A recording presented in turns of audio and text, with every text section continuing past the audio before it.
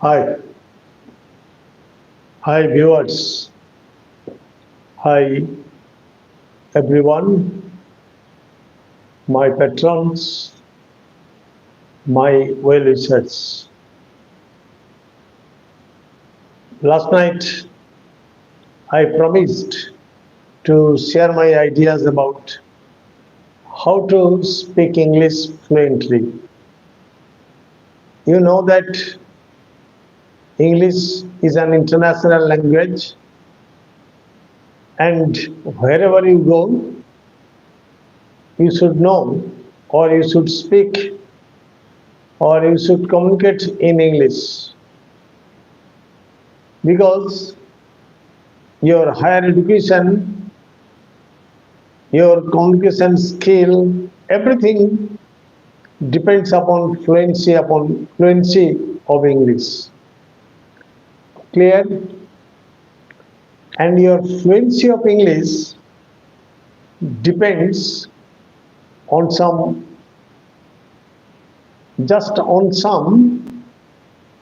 tips that I am going to give you. Hello,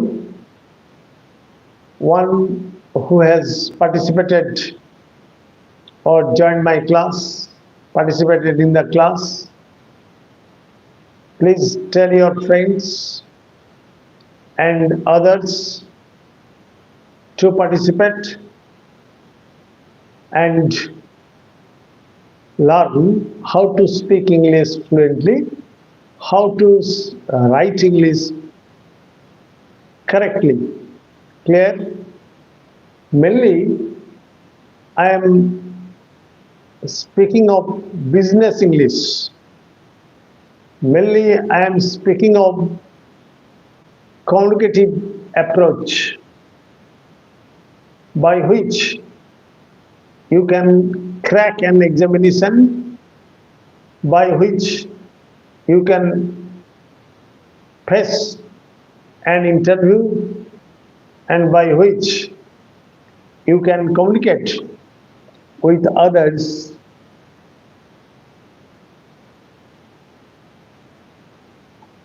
Thank you for questioning me. Okay, first of all, you should know that English is actually the international language, and it is international language because it has the capability to express in brief. That is, brevity is the style. Brevity is the style. For example, I am telling you about morphological shortenings. Morphological shortenings means the words which are uttered in short forms.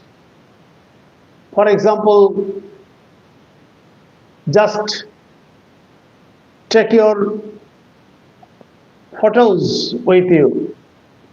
That means photographs. Here, graph has been omitted. A British or an Englishman will never say photograph. How have you come to school? By bus. But the actual word is omnibus. OMNI, omnibus, and it is the full form and the short form is bus. So it is also the short form. And you know that teach how to spot the errors in sentences. Okay.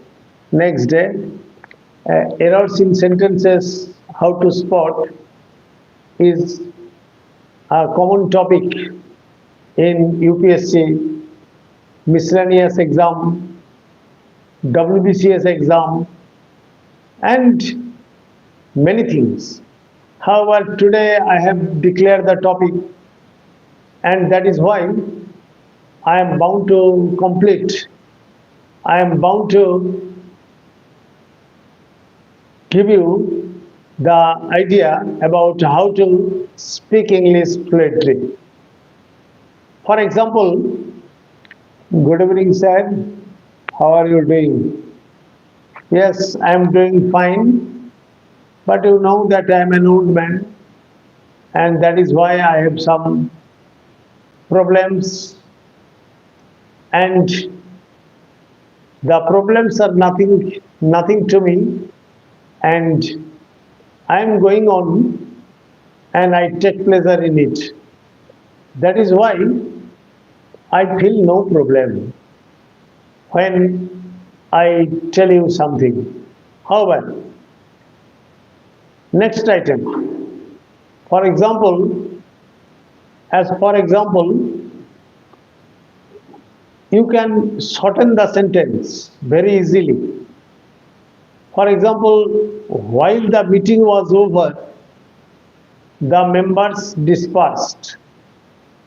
But when you speak English in communication, in communicative approach, you should not say such a long sentence. What should you say? You should say, the meeting over, the members dispersed. The meeting over, the members dispersed. You should not say, when the meeting was over, the members dispersed. That means the meeting being over or the meeting having been over, the members dispersed. But when you speak English, when you communicate something to your friends and relatives or the other members of society, you need not say, were you an English teacher? Sir, your pronunciation is not good. Okay, my pronunciation when I speak English fluently, it may be that I am not cautious enough to give accent in the proper place, to give stress in the proper place. But you will have to see my pronunciation, my accentuation, my intonation, everything, because I am speaking English, not fumbling. I am speaking English fluently. That is why it may seem that my pronunciation is not up to the pronunciation of the Britishers. Thank you very much.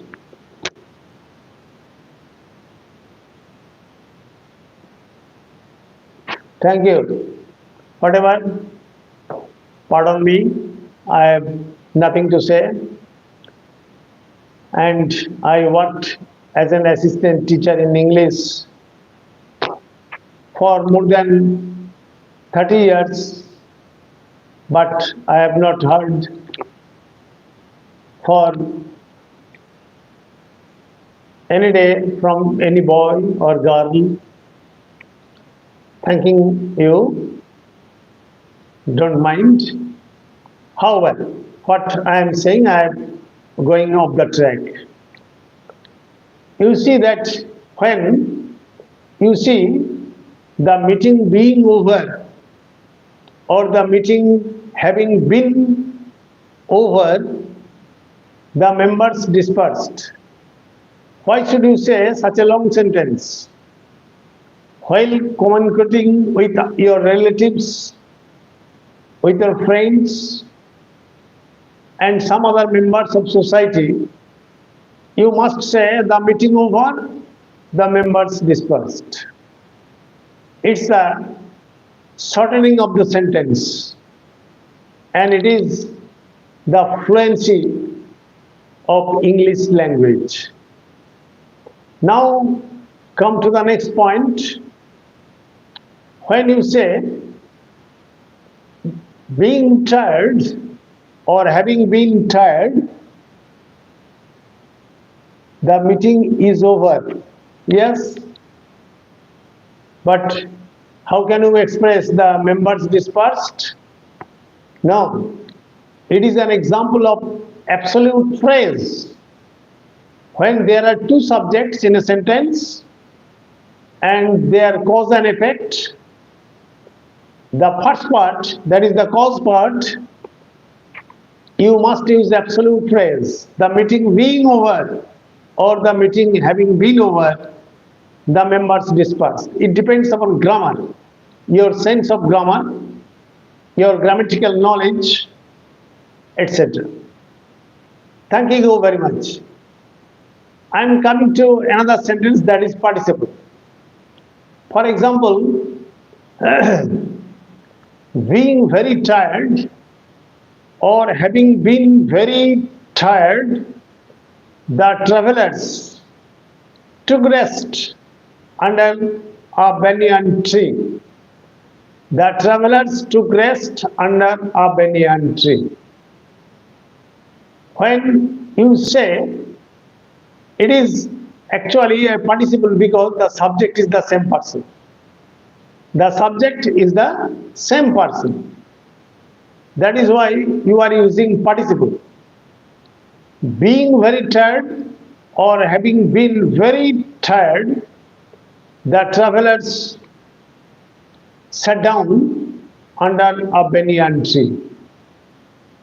And now you see that you may omit being or having been. The English have the masculinity of language, the brevity of style, and that is why they omit being or having been. Tired or very tired, comma, the travelers sat down under a banyan tree. Clear? Hello, my dear friends.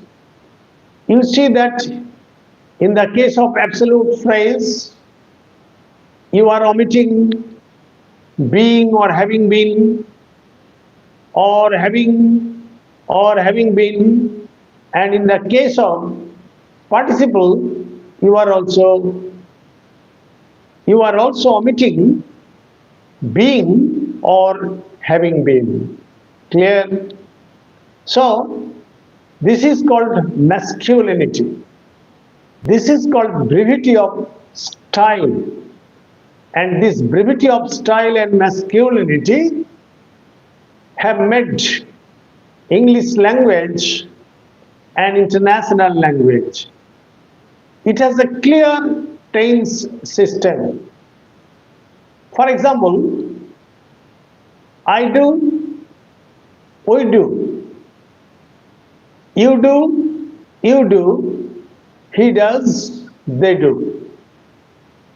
I am doing, we are doing, you are doing, he or she is doing, and at the same time they are doing. Present continuous tense. Clear? For example, Gurukul studies. Thank you very much. For example, I have done, we have done, you have done, he or she has done, they have done. Present perfect tense.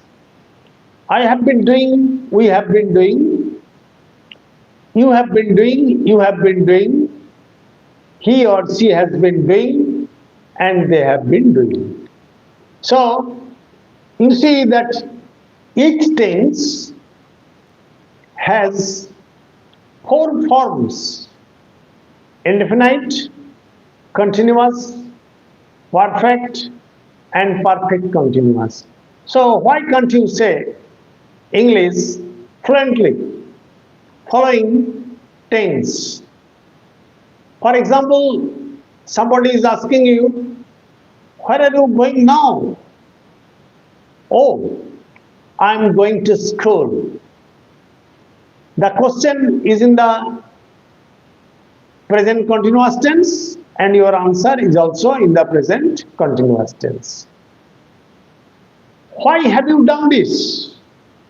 Present perfect tense. Why have you done this? Because my father is not at home. My father is not at home. Clear? Because you are not repeating the sentence. I have done this because my father is not at home. No. Why have you done this? Because my father is not at home. So, you may curtail the sentence. You may omit some of the sentence, some part of the sentences when you are going to be fluent in English. For example, you have seen that all the essential commodities have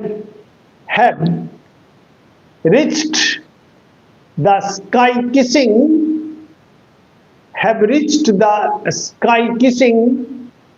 value or price, or the prices of the essential commodities have reached the sky kissing position.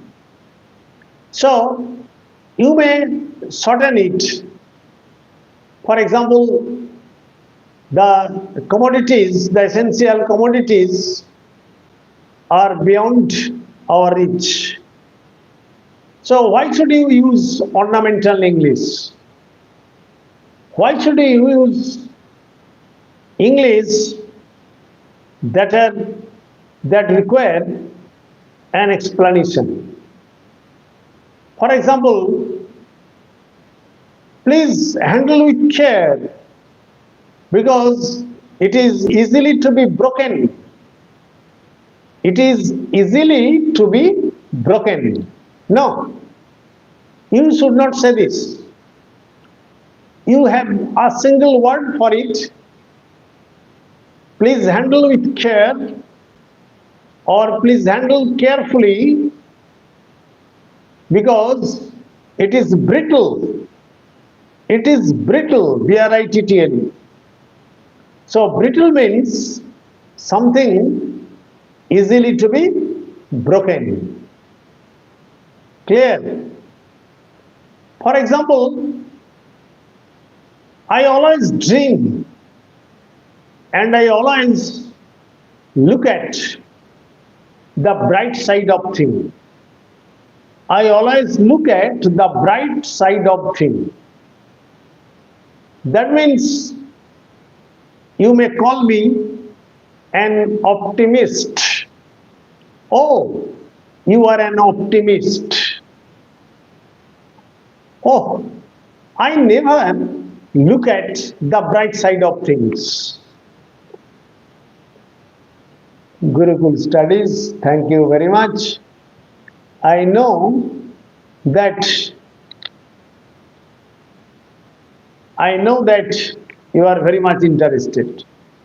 Handle it with care because it is brittle or it is fragile. Clear? However, why don't you look at the bright side of things? You always look at the dark side of things. Dark side of things. Clear? So, you are an pessimist. Pessimist. Pessimist. So, you should have a thorough knowledge about vocabularies. Without vocabularies, you can't English. You can't speak English fluently. you will lose all your confidence without having a thorough knowledge over vocabularies. For example, why are you trying it again and again? Again and again. You see, you have used three words. But I should say, why are you trying it repeatedly? Why are you trying it repeatedly? Repeatedly means again and again. I have made a lesson plan for you, my dear friends. Please like, comment, if possible, comment on the screen, and if possible for you, just subscribe my channel and Easy Step to English Grammar. Thanking all of you. Again I am starting. For example, by means of, when you say by means of, there are three words. So how can you tell English? How can you speak English in the concise form, in the brief style? So by means can be replaced by though, with, etc. Clear? By virtue of can be replaced by though, for, etc. Clear? I am giving you innumerable examples of how to enrich your vocabulary or enhance your vocabulary so that you may write English correctly, you may speak English very fluently, you may communicate. How old are you? Actually, age is not the factor, because age is a number only. I have retired I retired from my teaching job in a higher secondary school in the year 2016. So almost 9 years have passed, and I may be now 69 years old. So it is not the problem. I teach, and I will teach till my death. Till my death, and sharing my ideas, my experience, etc. I am not teaching you rubbish, or I am not teaching you how to play games on mobile screen, etc. I am just giving you the tidbits of grammar so that you may write, you may speak, etc.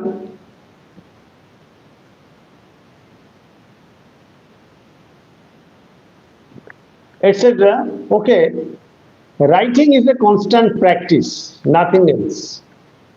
Writing is nothing but a constant practice, and it depends upon your vocabulary, it depends upon your grammatical knowledge, it depends upon your knowledge of construction, etc. However, for example, somebody is telling you, you have no creative faculty of the mind. You have no creative faculty of the mind. Clear?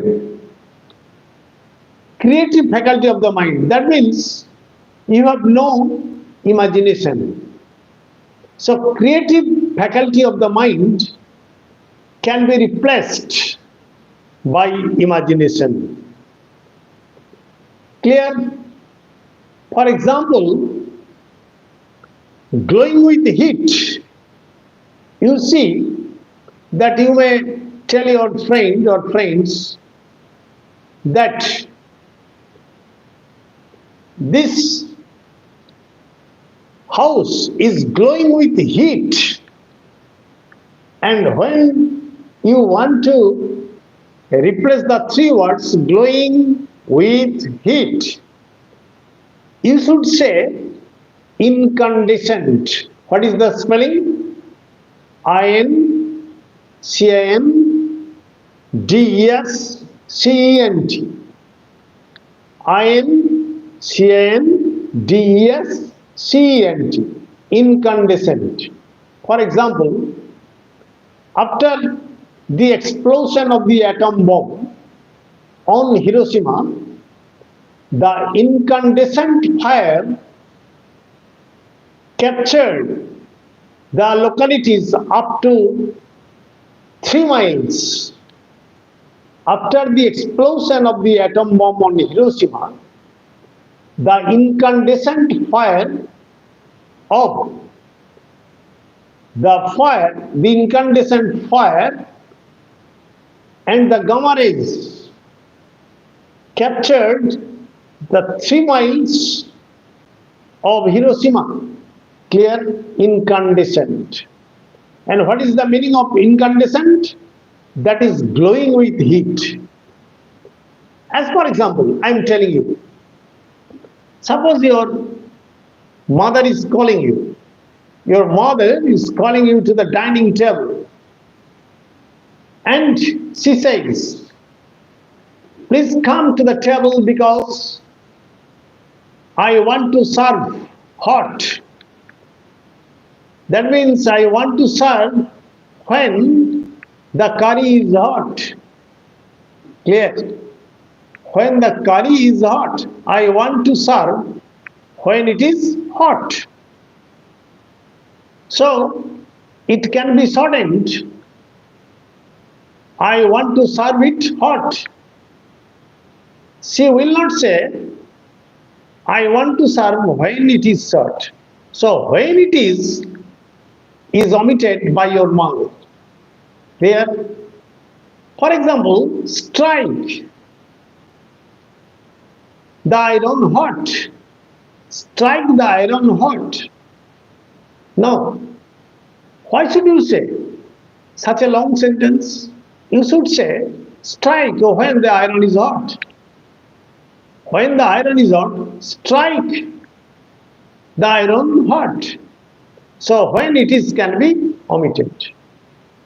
Another example I am telling you. I am going to give you, or I am going to share my ideas with you. For example, I saw the sailors, SAILORS, who work on the ship. I saw the sailors who were hauling chests. That means I saw the sailors hauling the chests. What is it? It is an example of participial phrase. The relative pronoun who and the related word, that is the auxiliary verb was, can be omitted.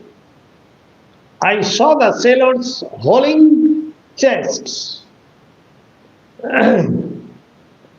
I saw the birds which are flying in the sky. You may easily omit which is relative pronoun. It is suggesting the birds, and where is the auxiliary verb. So why should you say which were? I saw the birds. I saw the birds flying in the sky. Flying in the sky. Which were can be easily omitted. So speaking English and writing English is a very easy task. You should not fumble. If you have the vocabularies in your pocket, if you have the knowledge of grammatical construction, you may use. For example, why should you say that you are always following the, or you was always shedding tears unnecessarily, as you don't feel any sympathy for him. For example, it is a long sentence. You should not shed tears because you feel no sympathy for him. Clear? Then in a single idiom, you can say, why should you shed crocodile's tears? Why should you shed crocodile's tears? So crocodile's tears is an idiom. So idiom also play a vital role in speaking English, in writing good English. For example, phrasal verb.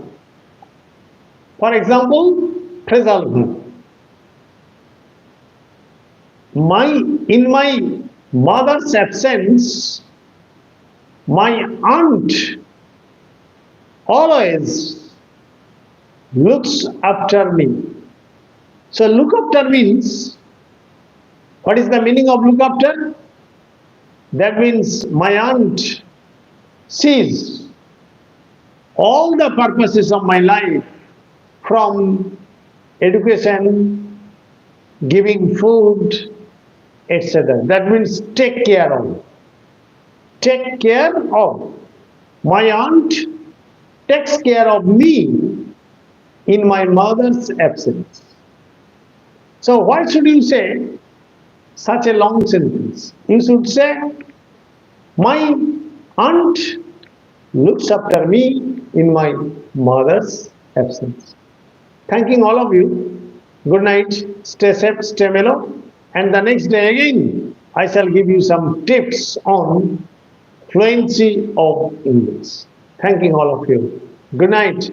Stay safe, stay mellow. And if possible, please subscribe my channel, An Easy Step to English Grammar.